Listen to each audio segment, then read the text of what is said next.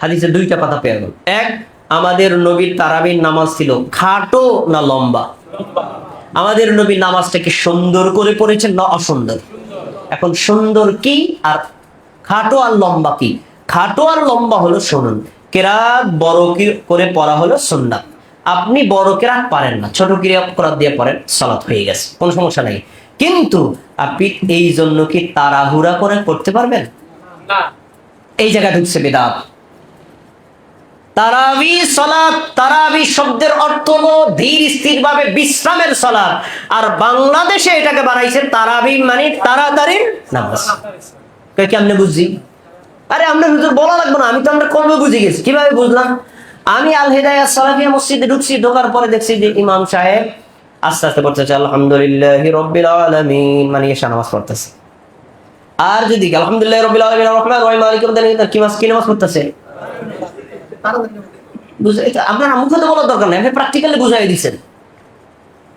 তারাবির নামাজ মানে তাড়াতাড়ির নামাজ, এই অর্থ কার? বাঙালির। আর রাসূলের নামাজ ছিল ধীর স্থির ভাবে, ফরজ সালাত, নফল সালাত, অন্যান্য সালাত তিনি যেভাবে পড়তেন, তারাবির সালাতটা আরো ধীর স্থির ভাবে পড়তেন। প্রত্যেকটা শব্দ স্পষ্ট বোঝা যেত। রুকু থেকে দেরি করতেন, দুই রুকু থেকে দাঁড়ানোর পরে দেরি করতেন, সিজদায় দেরি করতেন, দুই সিজদার মাঝখানে তিনি দোয়া পড়তেন, তারপরে আদ্যপান্ত পুরো কাজটা তিনি শান্তশিষ্ট ভাবে করতেন। নবীন তো পুরো কোরআন মাজিদ মুখস্থ ছিল, তিনি বড় কেরাত দিয়ে পড়তেন। আমি ধরে নিলাম বড় কেরাত না হয় আপনি সূরা ফিল দিয়ে পড়েন, ওকে। কিন্তু নামাজে তাড়াহুড়া করেন কেন? শান্তভাবে তারাবির নামাজ পড়া সুন্নাত, তাড়াতাড়ি পড়া, কথা বলে রাখো, তাড়াতাড়ি পড়া আমাদের সমাজে বিদআত আছে না নাই?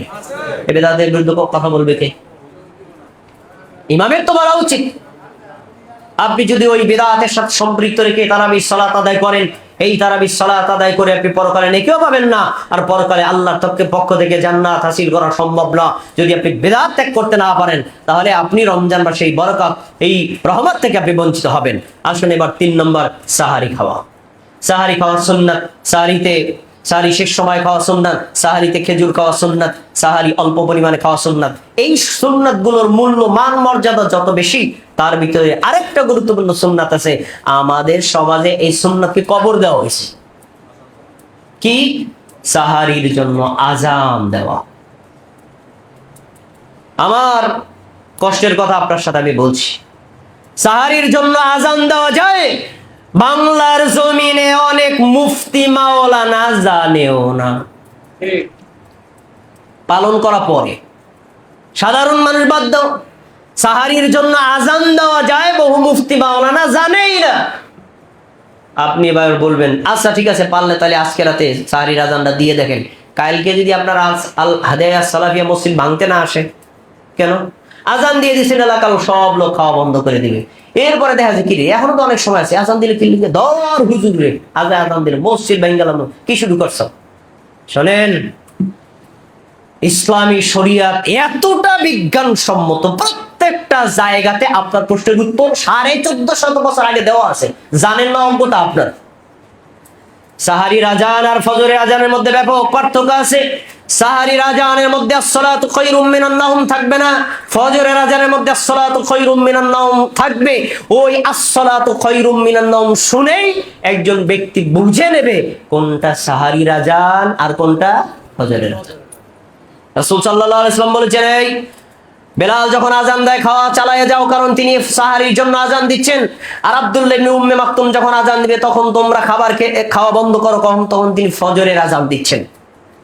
এই যে সাহারির জন্য আজান, সাহারিতে জাগরিত করার জন্য নবীর জমানা থেকে আজ পর্যন্ত মক্কা মদিনায় জাতীয়ভাবে প্রতিষ্ঠিত আছে, এখনো পর্যন্ত আছে, বাংলার জমিনে নাই। এখন সুন্নাত আমি জানলাম, পালন করতে না পারি, আপনার ওজন নাকি পাবেন না। সুন্নাতের জায়গায় কি বেদাত বসানোর অধিকার কারো আছে? না। ওই সুন্নাত নাই, সেই জায়গায় 70টা বেদাত ঢুকাইছে আমরা। কি কি বেদাত ঢুকাইছে? 2:30টার সময় হুজুর মসজিদের মাইকে দিয়ে সাইরেন লাগাই দিছে, এক বেদাত। 3টার সময় বলছে ভাই সাহারিকার সময় হয়েছে ওঠেন, এরপরে কোরআন তেলাওয়াত ছেড়ে দিছে, 3টা বেদাত। তারপরে আবার কিছুক্ষণ পরে দেখবেন মোবাইলে তার গজল চালায় দিছে, 4টা বেদাত। এর কিছুক্ষণ পরে দেখবেন আধা ঘন্টা বাকি আছে, এখনো যারা খাওয়া বাকি আছেন তাড়াতাড়ি খেয়ে নেন, 5টা বেদাত। এরপরে যারা ভাই 5 মিনিট আগে, ভাই 5 মিনিট সময় বাকি আছে, যারা মুখে পান খাইছেন না তাড়াতাড়ি গুলি করেন, 6টা বেদাত। এরপরে যখন সময় শেষ হয়েছে, এখন সময় শেষ হয়েছে, আপনারা খাওয়া বন্ধ করেন, কিছুক্ষণ পর আজান হবে, আজানের আগে সিয়ামের নিয়তটা করে নেন। এটা কি সুন্নাত না বিদআত? এক সুন্নাত উঠে দিয়ে তার জায়গায় কতগুলো বেদাত এস্টাবলিশ করা হয়েছে। আর এই বেদাত গুলো করে কে? মুসল্লি না ইমাম? তো বেদাতের বিরুদ্ধে কথা বলবে কে? সে নিজেই তো বেদাত করে। এবার আপনি বলবেন যে ভাই তাহলে আমরা ভোর রাতে জাগবো কিভাবে? ওঠার ওইটা কি? ওরে কি বলছেন, ওঠার ওই এখনো আপনার বাকি আছে? আরে বাংলার জমিনে যদি ভিক্ষুক থাকে তার ঘরেও কমপক্ষে 2টা মোবাইল থাকে, মোবাইলে অ্যালার্ম দিয়ে জাগা যায় না? এরপর আবার মাইক লাগবে কেন? তাহলে আমাদের কর্মসূচি কি? সাহারি খাওয়া, সাহারির সুন্নাত সম্মত ভাবে আপনার আমলগুলো করা, আর সাহারিতে যে বেদাত গুলো আছে এই বেদাত গুলোকে বর্জন করা। যদি বর্জন না করেন আপনি আপনার আমল করেও পরকালে নেকি। আসুন এরপরে সিয়াম রাখা ফরজ। প্রাপ্তবয়স্ক প্রত্যেকটা নারী পুরুষ সুস্থ সবল যদি থাকেন তাহলে দিনের বেলায় তাকে সিয়াম রাখতে হবে। আর যদি তিনি অসুস্থ থাকেন, কোন ওজরের কারণে রোজা ভেঙ্গেও ফেলেন, জনতার সামনে খাবার খাওয়া যাবে না। রোজাকে সম্মান করতে হবে, রোজাদারকে সম্মান করতে হবে। পার্সোনালি ব্যক্তিগতভাবে খাবার খাবেন, প্রকাশ্যে খেতে পারবেন না। তো সিয়াম রাখা ফরজ। এই ফরজ আমলটাকে আমরা একটা বেদাত দিয়ে কলুষিত করে ফেলছি। একটু আগে যে বললাম ভাই সাহারি খাওয়ার সময় শেষ, একটু পরে আজান হবে, আসেন সিয়ামের নিয়তটা করে ফেলে দিই। দেখি সিয়ামের নিয়তটা আপনারা শুনছেন কিনা। নাওয়াইতু আন আসুমা গাদাম মিন শাহরি রমাদান আল মুবারাক ফারদাল্লাকা ইয়া আল্লাহ ফাতাকাব্বাল মিন্নি ইন্নাকা আনতাস সামিউল আলিম। আমাদের দেশের ইমাম মুয়াজ্জিনরা বলে নাকি বলে না? আচ্ছা অর্থটা শোনেন। নাওয়াইতু আন আসুমা, আমি নিয়ত করলাম রোজা রাখার, গদাম আগামী কালের। আপনারা বলেন সাহারি কি আজকের জন্য খেয়েছি না আগামীকালের জন্য খেয়েছি? আরে সাহারি খেলেন আজকের, নিয়ত করলেন কালকের, রোজার হালাত কি বলেন? আপনার মসজিদের মুফতি সাহেবকে জিজ্ঞেস করবেন, মুফতি সাহেব নিয়তের অনুবাদটা বলেন। সাহারি তো খেলাম আজকে রোজা রাখার জন্য, আর আপনি নিয়ত শিখাই দিচ্ছেন আগামীকালকের জন্য, আমার রোজার হালাত কি বলেন? আপনি এটা কি হালাত হবে কি? গদা শব্দের অর্থ হলো আগামীকাল, আল ইয়াউমা শব্দের অর্থ হলো আজকে। আমাদের নবী এটা জানতেন। তিনি যদি আরবিতে, বাংলায়, ইংরেজিতে নিয়ত সাহাবীদেরকে শিক্ষা দিতেন, কিয়ামত পর্যন্ত তিনি গদাম শব্দটা শিখাইতেন না। তিনি বলতেন নাওয়াইতু আন আসুম আল ইয়াউমা, অথবা নাওয়াইতু আন আসুম আল ইয়াউমা বলে সার্চ দেন। আসমান জমিনে যত হাদিসের কিতাব আছে, কোন একটা হাদিসের কিতাবে আল্লাহর নবী সিয়ামের নিয়ত মুখে কখনো শেখান নাই। সিয়াম রাখা ফরজ, সিয়ামের নিয়ত অন্তরে করা ফরজ। সাহারি খেয়েছে কেন? সিয়াম রাখার জন্য, বাস এটাই তো হয়ে গেছে। আর এরপরে আপনি আল্লাহকে মনে করাই দিচ্ছেন, আল্লাহ ভোর রাতে উঠছিলাম, তুমি তো টের পাও নাই, মনে করাই দিচ্ছি আমি এই যে রোজা রাখতেছি। আল্লাহ কি দেখে না? অন্তরে নিয়ত করা ফরজ, আর মুখে শব্দ করে নিয়ত মুখে পড়া হলো ফরজ নয়, ওয়াজিব নয়, সুন্নাত নয়, মুস্তাহাব নয়, বরং বিদআত। আমাদের সমাজে আছে না নেই? আপনি কিভাবে রমজানের বারাকাত হাসিল করবেন? এবার এই বিদআত গুলো আপনাকে ত্যাগ করতে হবে। আসুন এবার 5 নম্বর, রমজানে ইফতার করা সুন্নাত। ইফতার করানো সুন্নাত। ইফতার আউয়াল ওয়াক্তে মানে শুরুতে তাড়াতাড়ি করাটাও সুন্নাত। ইফতার করা সুন্নাত, ইফতার করানো সুন্নাত। কেউ যদি কাউকে ইফতার করায়, যেই লোকটা সারাদিন সিয়াম রেখেছে আমি তাকে ইফতার করাইলে সে সারাদিন সিয়াম রেখেছে নাকি পাবে, আমি ইফতার করাইলেই সেই পরিমাণ নাকি পেয়ে যাবো। সুবহানাল্লাহ। এখন কি যে ব্যক্তি রোজা রাখছে তাহলে তার রোজার নাকি কিছুই থাকবে না? হ্যাঁ, তারটা থাকবে, আমারটা বোনাস। ইসলামী শরিয়াতে আল্লাহর নেকির কোনো ভান্ডার নাই, তাকেও দিবেন, আল্লাহ আমাকে দিবেন।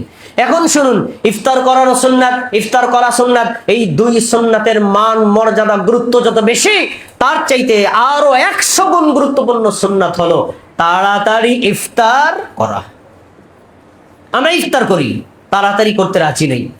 তাড়াতাড়ির মিনিংটা কি? সূর্য ডোবার আগে ইফতার করা না, তাড়াতাড়ির অর্থ হলো সূর্য ডুবে গেছে, আর ওয়েট করা যাবে না। আমরা ওয়েট করি। আমাদের দেশে যারা হানাফি আছেন তারা ওয়েট করে 3 মিনিট, আর আমাদের দেশ সহ দেশের বাইরে যে শিয়া সম্প্রদায় আছে তারা এশা নামাজের পরে করে ইফতার। আর এর সাথে আবার যুক্ত হয়েছে যারা আহলে কোরআন, যারা হাদিস অস্বীকার করে, শুধু কোরআন মানে কথা দুমিয়া। হাদিস কি? হাদিস দিয়ে কি করবে? আল্লাহ তাআলা নবীরে পাঠাইছে কোরআন মাজিদের জন্য, কোরআন নাজিল হয়ে গেছে, এখন নবীর সব কাজ বাদ, শুধু কোরআন মানতে হবে।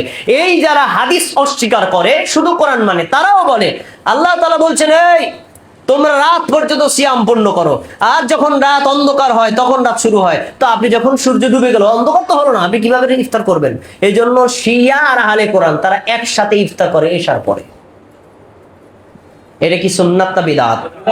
ভাই, কোরআনের আয়াত দিয়ে দলিল দিচ্ছেন, কোরআনের আয়াত কি আপনার বাপের উপর অবতীর্ণ হয়েছে? কোরআনের আয়াত কি আপনার পিসাবের উপর অবতীর্ণ হয়েছে? কোরআনের আয়াত নাযিল হয়েছে নবী মুহাম্মদ সাল্লাল্লাহু আলাইহি ওয়াসাল্লামের উপর। সেই নবী মুহাম্মদ সাল্লাল্লাহু আলাইহি ওয়াসাল্লাম বলেছেন ইদা গাবাতিশ শামসু ফাকাদ আফতারা সায়েম, আর যে সূর্য যখন ডুবে গেল রোজাদার তখনই ইফতার করবে। অন্ধকার হয়েছে নাকি দেখার দরকার নাই, আজান হলো নাকি দেখার দরকার নাই, অন্য মানুষ করে নাকি দেখার দরকার নাই, সূর্য ডুবে গেলে আর দেরি করা যাবে না, তাড়াতাড়ি ইফতার করতে হবে। এখন আমরা তাড়াতাড়ি ইফতার করি, এই জন্য আমাদের বিরুদ্ধে কত যে মিথ্যা অপবাদ। ওরা সমাজের মধ্যে বিশৃঙ্খলা সৃষ্টিকারী। আরে ভাই, সারাদিন থাকতে বললাম 5 মিনিটকে না খায় মরে যাবো নাকি? এই মেয়ে 2 মিনিটের কারণে রোজা ভেঙে যাবে, এত তাড়াহুড়া করার দরকারটা কি? সমাজ বোঝো না? সব মানুষ 2 মিনিট পরে ইফতার করতেছে, তুমি আগেই খেয়ে ফেললা, তুমি মানে সমাজও বোঝো না, তুমি এক অসামাজিক মানুষ। এরকম মিথ্যা অপবাদ আমাদের বিরুদ্ধে দেয় নাকি দেয় না? তাদের চোখে আঙ্গুল দিয়ে নবী হাদিস বলে গেছেন 1450 বছর আগে। নবী সাল্লাল্লাহু আলাইহি ওয়াসাল্লাম বলেছেন লা ইয়াজালুন নাস বিখাইরিন মা আজ্জালান নাসুল ফিতরা, উম্মতে মুহাম্মাদি ততদিন পর্যন্ত কল্যাণের মধ্যে, মঙ্গলের মধ্যে আর হকের উপর থাকবে যতদিন পর্যন্ত মুহাম্মদ সাল্লাল্লাহু আলাইহি ওয়াসাল্লামের উম্মত তাড়াতাড়ি ইফতার করবে। বলেন সুবহানাল্লাহ। তাহলে মুসলমানরা তাড়াতাড়ি ইফতার করলে কল্যাণ না অকল্যাণ? এটা কি ব্যক্তিগত কল্যাণ না জাতীয় কল্যাণ? পুরো মুসলিম জাতির কল্যাণ। আরেকটা হাদিস শুনেন, নবী সাল্লাল্লাহু আলাইহি ওয়াসাল্লাম বলেছেন লা ইয়াজালুদ-দীনু যাহিরান মা আজ্জালান নাসুল ফিতরা, যতদিন পর্যন্ত মুসলমানেরা তাড়াতাড়ি ইফতার করবে ততদিন পর্যন্ত পৃথিবীতে যত ধর্ম আছে, হিন্দু, বৌদ্ধ, খ্রিস্টান, এবার অগ্নিপূজার ধর্ম সহ যত ধর্ম আছে, সমস্ত ধর্মের উপর ইসলাম সমহিমায় সমুজ্জ্বল আর শক্তিশালী থাকবে। বলেন সুবহানাল্লাহ। আপনার কাছে জিজ্ঞাসা, বর্তমানে সবচেয়ে পাওয়ারফুল ধর্মের নাম কি? সবচেয়ে ক্ষমতাধর ধর্মের নাম কি জানেন না? ডোনাল্ড ট্রাম্প লোক পাঠায় দেয় ভেনেজুয়েলার প্রেসিডেন্টের কোলে করে নিয়ে যায়, জানেন না ক্ষমতা কত বেশি? এক দেশের লোক, সেনাবাহিনীর লোক আর এক দেশের প্রেসিডেন্টে তুলে নেয়, ক্ষমতা কম না বেশি? ফিলিস্তিনের লক্ষ লক্ষ জনতাকে হত্যা করলো, গাজা নামক পুরো রাষ্ট্রটাকে মানে পুরো শহরটাকে ধ্বংস করে ফেললো, কেউ কিছু সেও সাও করতে পারলেন না। ক্ষমতা তাদের কম না বেশি? বেশি। মুসলমানরা দুর্বল, নির্যাতিত। কেন? একটাই কারণ, মুসলমানরা দেরি করে ইফতার করে। সুন্নাত একটা, সুন্নাতের পাওয়ার কত বেশি। সারা বিশ্বব্যাপী ইসলাম বিজয়ী থাকবে যদি মুসলমানরা তাড়াতাড়ি ইফতার করে, আর যদি দেরি করে ইফতার করে তাহলে ইসলামকে পরাজিত করে অন্য ধর্মকে বিজয়ী করা হবে। এই কাজটা আমরাই করছি, এই কাজটা আমরাই করছি। আমাদের সমাজে ইফতারে দেরি করে না কি করে না? করে। বাংলাদেশের ইসলামী বিষয়গুলোকে নিয়ন্ত্রণ করে বাংলাদেশ ইসলামিক ফাউন্ডেশন প্রতি বছর রমজান শুরু করার আগে রমজানের ক্যালেন্ডার প্রকাশ করে, সেখানে তারা উল্লেখ করে আজকে সূর্যোদয় হবে 6টা, ধরেন 3 মিনিটে, বোঝানোর জন্য বলছি 6টা 3 মিনিটে। এরপরে লেখা থাকে ইফতার হবে 6টা 6 মিনিটে। নিচে দেওয়া আছে লাল কালি দিয়ে বিশেষ দ্রষ্টব্য, ইফতারের সময় 3 মিনিট কেন উল্লেখ করা হলো? সতর্কতার জন্য। তাহলে ইফতার হওয়া উচিত 6টা 3 মিনিটে, ইফতার করতে বললো কয় মিনিটে? কয় মিনিট দেরি হলো? 3 মিনিট। দেরি হয়েছে নাকি হয় নাই? ইসলামী ফাউন্ডেশন প্রতিষ্ঠার পর 33 বছর পর্যন্ত হাদিস বিরোধী, সুন্নাহ বিরোধী, জাতি বিরোধী এই বেদাতি আমল চলে আসছিল। আলহামদুলিল্লাহ, ইসলামী ফাউন্ডেশনের বর্তমানে যারা দায়িত্বশীল তারা সুন্নাত বুঝতে পেরেছেন, হাদিস তাদের চোখে এসেছে, আর এই হাদিসটা চোখ দিয়ে দেখাই দেওয়ার পরে তারা বুঝতে পেরেছেন। এখন তারা বলছেন ইফতারের সময় আর সূর্যাস্তের সময় একই। ইসলামী ফাউন্ডেশন 33 বছর পর্যন্ত ভুল করতে পারলো, ভুলের পর আবার সংশোধন করতে পারলো। তুমি মুফতি মাওলানা হুজুর, তুমি কি 33 বছরের ভুল সংশোধন করতে পারবে না? ভুল সংশোধনের মধ্যে মানুষের সফলতা আছে, আর ভুল সংশোধন করার মধ্যে মানুষের কোনো ব্যর্থতা নাই। কেন তোমার এত গোরামি? এখনো তুমি 2 মিনিট পরে আজান দাও, কেন তুমি এখনো 2 মিনিট পরে ইফতার করো আর আমাদের বিরুদ্ধে মিথ্যা অপবাদ দাও? আহলে হাদিস ছিল গোমরা, ওরা ইহুদির দালাল, ওরা খ্রিস্টানদের দালাল, ওরা সব জায়গাতে ভেজাল লাগায়। এই বেটা, 2 মিনিট পরে ইফতার করলে কি একেবারে দুনিয়া তামাম নষ্ট হয়ে যাবে? একটু 2 মিনিট দেরি কর। এ কথা বলে নাকি বলে না? এদের জবাব আমাদের দেওয়ার দরকার নাই। আমাদের নবী 1450 বছর আগে সোনার অক্ষরে দিয়ে গেছে। একটু আগে যে হাদিস বলছি আবু দাউদ থেকে, ও হাদিসে তিনি বলেছেন, সাহাবীরা শোনো, লিআন্নাল ইয়াহুদা ওয়ান নাসারা ইয়াখিরুন, দেরি করে ইফতার করে ইহুদি জাতি, দেরি করে ইফতার করে খ্রিস্টান জাতি। তোমরাও যদি দেরি করো তাহলে তোমাদের ইফতার ইহুদির মতো হয়, তোমাদের ইফতার খ্রিস্টানদের মতো হয়। এবার আপনার কাছে জিজ্ঞাসা, দেরি করলে ইফতার হবে কার মতো? দেরি করলে ইফতার হবে কার মতো? আর তাড়াতাড়ি ইফতার করলে হবে নবীর মতো। এখন যারা তাড়াতাড়ি ইফতার করে তারা ইহুদির দালাল, না যারা দেরি করে তারা দালাল? কি বলবেন? সালন যদি সুইকে বলে তোর পাছার উপর একটা ফুটা, তো সালন নিজের পাছা কয়টা ফুটা? যেই মিথ্যা অপবাদ আপনি আহলে হাদিসদের দিচ্ছেন, জেনে রাখেন আহলে হাদিসরা অল টাইম সুন্নাতের উপর আমল করে, বেদাতের সাথে কিয়ামত পর্যন্ত কোন মানুষের জন্য আপোষ করবে না।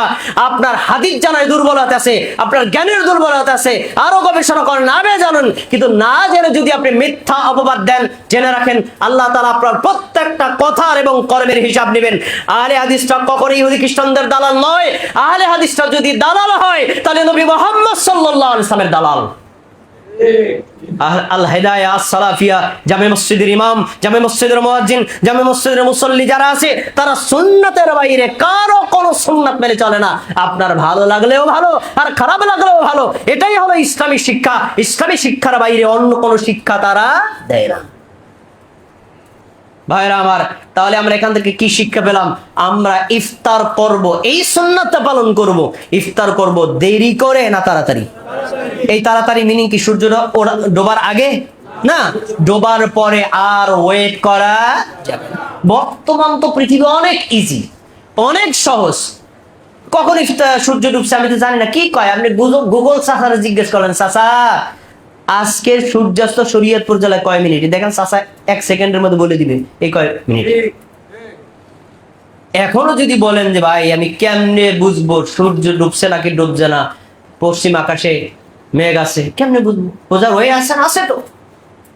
এজন্য আপনারা এই বেদাতকে বর্জন করে তাড়াতাড়ি সুন্নাত অনুযায়ী ইফতার করার চেষ্টা করবেন ইনশাআল্লাহ। এবার 6 নম্বর, ওমরা করা। ওমরা করা সুন্নাত। যদি কারো তৌফিক থাকে রমজান মাসে ওমরা করবে। নবী সাল্লাল্লাহু আলাইহি ওয়াসাল্লাম বলেছেন, কেউ যদি রমজান মাসে ওমরা করে আল্লাহ থেকে পূর্ণ হজের নেকি দান করে। হজ করতে পারে 7 থেকে 8 লক্ষ টাকা লাগে, এত টাকা সবার পক্ষে তো দেওয়া সম্ভব না। তো যারা এটা সম্ভব না তারা ওমরা করতে পারেন, 1.5 লাখ টাকা লাগে। আপনি ওমরাটা অন্য সময় না করে রমজান মাসে করেন, আপনি হজের সমান নেকি পেয়ে যাবেন। এই জায়গা তো বেদাত ঢুকছে। কেমনে? আপনি ওমরা সফরে টাইম পেয়েছেন 15 দিন, তাই না? ওমরা করতে লাগে 1 দিন। এবার সে করছে 15 দিনে 14 দিনে 14টা ওমরা করে, অথচ নবী সাল্লাল্লাহু আলাইহি ওয়াসাল্লাম এক সফরে একটা ওমরা করেছেন, 14টা ওমরা করে। আর কবে সৌদি আরব আসতে পারি না পারি, এই জন্য কি করে প্রতিদিন একটা করে ওমরা করে। এটা বাঙালির বুঝ, বিদাত। এক সফরে একটা ওমরা হবে, বাকি আপনি তাওয়াফ করেন মসজিদে হারামের পিছনে, আপনি ওখানে ইমামদের পিছনে সালাত আদায় করেন, অন্যান্য দিকের আজকাল আমল করেন, কিন্তু ওমরা একটাই হবে, এটাও বিদাত। তারপরে আসুন দান করা। দান করা রমজান মাসে একটা গুরুত্বপূর্ণ আমল। অন্যান্য মাসেও দান করবেন, রমজান মাসে বেশি দান করবেন। আব্দুল্লাহ ইবনে আব্বাস রাদিয়াল্লাহু আনহু বলেন, নবী সাল্লাল্লাহু আলাইহি ওয়াসাল্লাম রমজান মাসে বেশি বেশি দান করতেন। এত বেশি দান করতেন যে তুফানের বাতাসের গতির চাইতেও নবীর দানের গতি বেড়ে যেত। সুবহানাল্লাহ। তাহলে রমজান মাসে দান কি বেশি হবে না কম হবে? বেশি। তাহলে রাকিব ভাইরে জিজ্ঞেস করা দরকার, রমজান মাসের আগে আপনি একটা জুমাতে ধরেন কত টাকা হাদিয়া পেতেন? ধরেন উদাহরণস্বরূপ 2000 টাকা। রমজান মাসে হাদিস অনুযায়ী কমপক্ষে 10,000 টাকা পাওয়া দরকার, কিন্তু তা তো আমরা পাই না। তার মানে আমরা ওই হাদিস অনুযায়ী দান বাড়াই না। মসজিদে, মাদ্রাসায়, এতিমখানায় অন্যদেরকে বেশি বেশি দান সদকা করতে হবে। এটা রমজান মাসের একটা গুরুত্বপূর্ণ আমল। আর একটা হলো জাকাত, যাদের সম্পদে জাকাত হয়েছে, সারা বছর জাকাত দেওয়া যায়, রমজান মাসে যেটা আমল করলে বেশি নাকি, আপনার রমজান মাসে আমলটা করার চেষ্টা করবেন। আমি সময় সংক্ষিপ্ততার কারণে খুতবাগুলো শর্ট করে দিচ্ছি। এবার আসুন আমার আলোচ্য বিষয়ের মূল কথা। রমজান মাসের শেষ দশকে আমরা আসছি। এই শেষ দশকে আমাদের যে আমলগুলো আছে সেটা হলো ইতিকাফ করা, লাইলাতুল কদর তালাশ করা, ফিতরা দেওয়া এবং বেশি বেশি তাওবা ইস্তেগফার করা। আসুন ইতিকাফ সম্পর্কে বলি। ইতিকাফের মধ্যেও ঢুকছে বিদআত।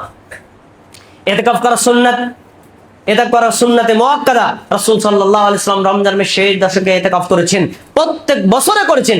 এমনকি যে বছরে আমাদের নবী মারা গেছেন সেই বছরেও মৃত্যুর আগে যে রমজান মাস গেছে ওই মাসেও তিনি শেষ 10 রাতে ইতিকাফ করেছিলেন।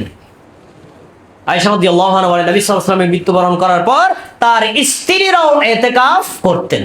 এখানে দুইটা কথা পাওয়া গেল। নবী সাল্লাল্লাহু আলাইহি ওয়াসাল্লামের আজীবন পালনীয় সুন্নাত হলো ইতিকাফ করা। 2 নম্বর হলো তার মৃত্যুর পর তিনি স্ত্রীরাও ইতিকাফ করেছেন। তাহলে ইতিকাফ কি শুধু পুরুষের জন্য না নারীদের জন্য? এবার নারীরা ইতিকাফ করে কোথায়? ঘরের এক কোণে। করে না কি করে না? অথচ রাসূল সাল্লাল্লাহু আলাইহি ওয়াসাল্লাম বলেছেন ইতিকাফ নারী করুক পুরুষ করুক যেই করুক, জামে মসজিদ ব্যতীত নিজের ঘরের কোন তো দূরের কথা, পাঞ্জেগানা মসজিদে ইতিকাফ করলেও ইতিকাফ হবে না। তো আমাদের দেশে ঘরে কোণে ইতিকাফ করা এটা একটা বিদআত, পাঞ্জেগানা মসজিদে ইতিকাফ করা এটাও একটা বিদআত। নারীরা ইতিকাফ করবে তাও করবে মসজিদে। এবার সবাই তো আমারে ধরবেন, মিয়া আপনি কোথা থেকে আইছেন খুতবা দিতে? মহিলারা মসজিদে ইতিকাফ করবে কেমনে? তো খোলামেলা জায়গা, পুরুষদের দেখাইতে। এই সেন্স কখন তৈরি হলো? বাঙালি জাতির মসজিদের সাথে নারীদের নামাজের ব্যবস্থা রাখা হয় নাই, এজন্যই প্রশ্ন আসছে। মিডল ইস্টে যান, প্রত্যেকটা মুসলিম। মিডল ইস্টে যাওয়ার দরকার কি? আপনি মিডল ইস্টে যাবেন কেন?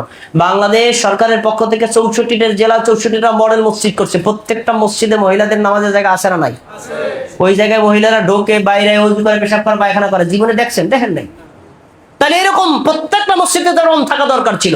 তো ওই রকম যদি মহিলাদের জন্য ঢোকার জায়গা, বের হওয়ার জায়গা, ওখানে উজু করার জায়গা, পেশাবের জায়গা, পায়খানার জায়গা এবং থাকার জায়গা, পর্দার সাথে নিরাপত্তার ব্যবস্থা থাকে, তাহলে নারী ঘরে নয় অমন নিরাপদ মসজিদেই ইতিকাফ করবে। এবার তো আরো প্রশ্ন, মহিলারা মসজিদে যাইতে পারে? আমাদের দেশের মুফতি মাওলানা মহিলা মসজিদ, এখানে মসজিদ নামা করে যায়। আমার এই মুফতি মাওলানা সাহেব তাবিজ দেয়, তার রুমের ভিতরে মহিলাদেরকে ঢুকায় তাবিজ দেয়। কারণ কি কইবেন? মসজিদে মহিলা আসলে মসজিদ বলে নাপাক হয়ে যায়, তার রুমে তাবিজ নিতে ঢুকে তখন জায়েজ হয়ে যায়। ফতোয়া কত দিকে করে। আল্লাহর ঘর মসজিদ, এটা শুধু পুরুষের জন্য নয়, নারীদের জন্য মসজিদ। প্রত্যেকটা নারী মসজিদে ঢুকতে পারবে, শর্ত অবশ্যই তাকে পর্দার সাথে আসতে হবে, পর্দার সাথে যেতে হবে এবং ওইরকম সেফটি জায়গা থাকতে হবে। যদি থাকে তাহলে ওই জায়গাতে একজন নারী আসবে। আপনাদের মসজিদে এখানে নারীদের ব্যবস্থা করছে। এই উত্তম কাজেরও বিরোধিতা করার মতো মুফতি আমাদের সমাজে আছে না নাই? কোথায় যাবেন? কোথায় যাবেন? এই হলো আমাদের হালাত। হ্যাঁ, আমাদের সব জায়গায় রোগ, ঔষধ দিব কোথায়? আসুন, ইতিকাফের আর একটা বিদআত।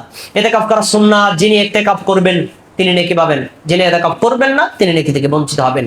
কিন্তু নেকি পাওয়ার জন্য কাউকে বদলা নিয়ে বসাইলে নেকি পাওয়া যাবে না। আমাদের দেশে বদলা নিয়ে বসায় না কি বসায়? আপনাদের শরীয়তপুর জেলার লোক ভালো। আমার বাড়ি মসজিদের কথা বলি। আমার বাড়ি মসজিদে আমি একবার গেলাম, আমার সভাপতি সাহেব যাচ্ছে, শোনেন ইমাম সাহেব তো ওয়াজ করছিল জুমার দিনে, কিন্তু কেউ ইতিকাফে বসে না। পরে ফজরের সময় বলছে কেউ বসবি, কেউ রাজি না। এক গরিবরে ধরছি, বাবা তুই তো বদলা দেস তাই না? বাবা তুই 10টা দিনে 10টা বদলালে কত? 500 করে চাস, 800 করে দিব।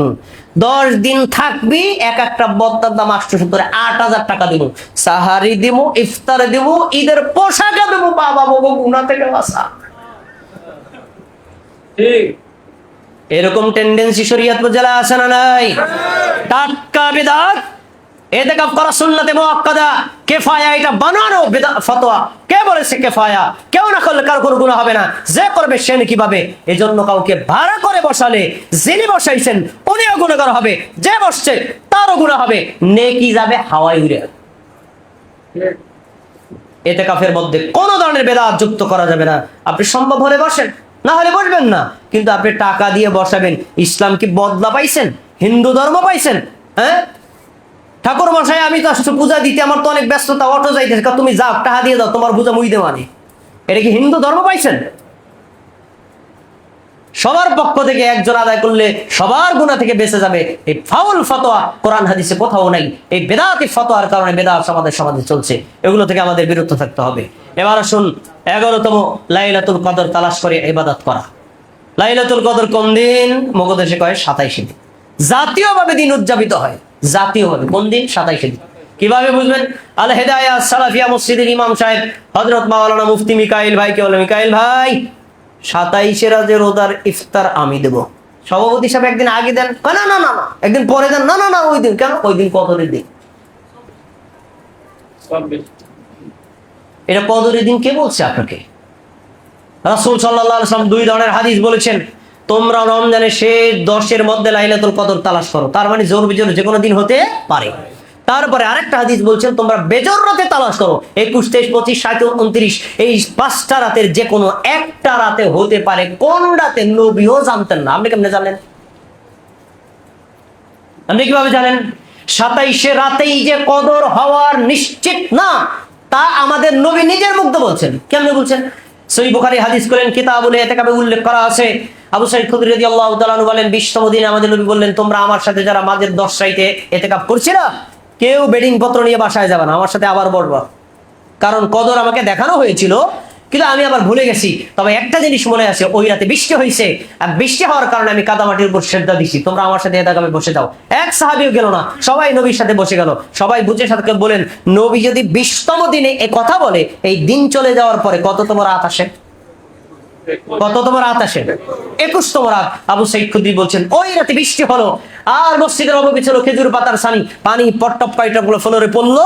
আমাদের নবী সিজদা দিলেন, আমরাও সিজদা দিলাম। নবী সাল্লাল্লাহু আলাইহি ওয়াসাল্লাম সিজদা দিয়ে আমাদের দিকে ফিরছেন, দেখলাম তার কপালে কাদা মাটির দাগ আছে।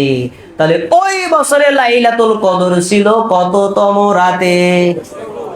তাহলে যদি 27 তারিখে ফিক্সড হয়, নবীর জামানায় 21তম কেমন হইলো? বাঙালি জাতিকে জিজ্ঞেস করছি, 27 রাতেই যদি প্রতি বছর হয়, তাহলে নবীর জামানায় 21তম রাতে কদর কিভাবে হলো? 27তম রাতে হতে পারে, নিশ্চিত কেউ বলতে পারে না। এজন্য আমাদের কি করতে হবে? লাইলাতুল কদর তালাশ করে ইবাদত করতে হবে। এটার মধ্যে ঢুকছে বিদআত। কি বিদআত ঢুকলো? তারাবির নামাজ পড়ছেন, তারাবির নামাজ পড়ার কাছে, ভাই বেতনটা পড়িয়েন না, আপনার আগে কদরের 2 রাকাত নামাজ পড়েন। হুজুর কয় রাকাত পড়বো? আরে কত রাকাত পড়বেন? ঠিক আছে 12 রাকাত নামাজ পড়েন। কি দোয়া করবো? 600 বার দোয়া করবে। 600 বার দোয়া করবে, ভালো কথা। এখন হুজুরে যদি জিজ্ঞেস করা হয় 12 রাকাত নামাজ পড়তে হবে, কোথায় আছে? হুজুর আনচান আনচান করে, কিয়ামত পর্যন্ত তো টাইম পেলে পাবেন না, নাই তো দলিল। এই যে 12 রাকাত নামাজ কদরের, আর আমরা 600 দোয়া শেখাইয়া দিছি। নবী সাল্লাল্লাহু আলাইহি ওয়াসাল্লাম এরকম লিমিট করে কোনো শিক্ষা দেয় নাই। কি শিক্ষা দিচ্ছেন? রাসূল সাল্লাল্লাহু আলাইহি ওয়াসাল্লাম কদর তালাশ করার জন্য সাহাবীদেরকে নিয়ে তিনি জামাতের সাথে সালাত আদায় করেছেন। ওটা কোন নামাজ? ওই তারাবির সালাতটাই লম্বা করে পড়েছেন। একদিন পড়েছেন মাঝের প্রথম রাতে, আর একদিন পড়েছেন মাঝের রাতে, সেই দিন পড়েছেন শেষ রাতে। বুঝাইছেন পুরো রাতেই পড়া যায়। এখন তুমি পারলে সারা রাত পারো, পড়ো, না পারলে প্রথম রাতে, আর না হলে মাঝে রাতে, আর না হলে উত্তম হলো শেষ রাতে। তুমি যেই রাতে পড়ো, তুমি পড়ো। কত রাকাত পড়বা? ওই তারাবিটাই পড়বা, ওই তারাবিটাই পড়বা। আর দোয়া নবী একটা শিখাই দিচ্ছেন, কতবার তা উল্লেখ করেন নাই? আল্লাহুম্মা ইন্নাকা আফুউন তুহিব্বুল আফওয়া ফা'ফু আন্নী। আল্লাহ আপনি ক্ষমাশীল, আপনি ক্ষমাকে ভালোবাসেন, তাই আপনি আমাকে ক্ষমা করে দেন। কতবার? আপনি যতবার পড়তে পারেন ততবার। কখন? আপনার যখন মন চায় তখন। নামাজের মধ্যে পড়েন, রুকুর মধ্যে রুকুর তাকবীর পরে পড়েন, সাজদার তাকবীর পরে পড়েন, 2 সাজদা থেকে দাঁড়ানো বসার পরে পড়েন, রুকু থেকে দাঁড়ানোর পরে পড়েন, এরপরে সালাম ফিরানোর আগে পড়েন, না নামাজের পরে পড়বেন পড়েন, হাঁটতে হাঁটতে পড়বেন পড়েন, বসে পড়বেন পড়েন, শুয়ে পড়েন পড়েন, কতবার পড়বেন পড়েন। উন্মুক্ত জিনিসটাকে আমরা লিমিট করে বানাই দিচ্ছি 600 বার পড়তে হবে। 600 বার পড়ার পর বলবো, হুজুর ছুটি তো দেওয়ার সময় হয়ে গেছে, কি আর মোনাজাত? এ হলো আমাদের দেশের বেদাতি পদ্ধতি কদর তালাশ করার। এই বেদাতি পদ্ধতিকে বেরিয়ে আসতে হবে। ভাই সময় শেষ, সবশেষ একটা কথা বলে রাখি, রমজান মাসে ক্ষমা না পাওয়া মুসলমানদের জন্য একটা দুর্ভাগ্যের বিষয়। রাসূল সাল্লাল্লাহু আলাইহি ওয়াসাল্লাম বলছেন, রহিমান ফুরজুলিন দাখালা আলাইহি রমাদান ফানসালাকা ক্বাবলা ইয়াগফিরা। ওই ব্যক্তির নাক ধুলায় মলিন হোক যে ব্যক্তির উপর দিয়ে রমজান মাস আসলো আর গেল, কিন্তু তাকে ক্ষমা করা হলো না। আরে ভাই ক্ষমা করা হবে কেমনে? ক্ষমা চাইছেন কোনদিন? চান নাই তো। এই জন্য বেশি বেশি তাওবা ইস্তেগফার করতে হবে। ব্যক্তিগতভাবে সালাত আদায় করার পরে অথবা অন্যান্য আমল করার পরে আল্লাহর কাছে হাত তুলে শেষ সাথে অন্য সময় নিজের চোখের পানি ফেলে দিয়ে আল্লাহর কাছে নিজের পাপের জন্য ক্ষমা চাইবেন। শিরিকের গুনাহ, কুফরির গুনাহ এবং বেদাতের গুনাহ, কাবীরা গুনাহ, ছোট গুনাহ, সব গুনার জন্য আল্লাহর কাছে তাওবা ইস্তেগফার করবেন। আল্লাহ তাআলা যদি আপনার পাপ ক্ষমা করে দেন, তাহলে রমজান মাস আপনার জন্য সফলভাবে আসবে আর যাবে। আল্লাহ রাব্বুল আলামিন আমাদের সবাইকে এই রমজান মাসের সুন্নাত সম্মত আমলগুলো যথাযথভাবে আদায় করার তৌফিক দান করুন, আমিন। আর এই রমজান মাসে যে সকল বেদাতগুলো আমাদের সমাজে প্রচলিত আছে, বিশেষ করে আলেম ইমাম মুয়াজ্জিনদেরকে এগুলোকে বিরত থাকার আর তার জাতিদেরকে বিরত রাখার তৌফিক দান করুন, আমিন।